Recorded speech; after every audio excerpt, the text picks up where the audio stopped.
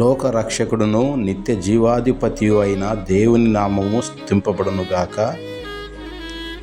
2026 April 9వ తేదీ. నేటి వాక్యం రోమీయులకు రాసిన పత్రిక 10వ అధ్యాయం 9వ వచనం.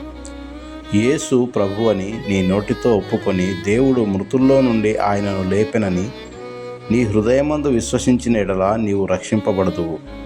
ప్రియమైన వారలారా, మానవుల రక్షణ కొరకై అవతరించి జీవించి శిలువ వేయబడి తిరిగి లేచిన యేసు ప్రభువును మనం విశ్వసించినప్పుడు మన రక్షణ మనకు లభించును. యేసు ప్రభు అని నోటితో ఒప్పుకోవాలి.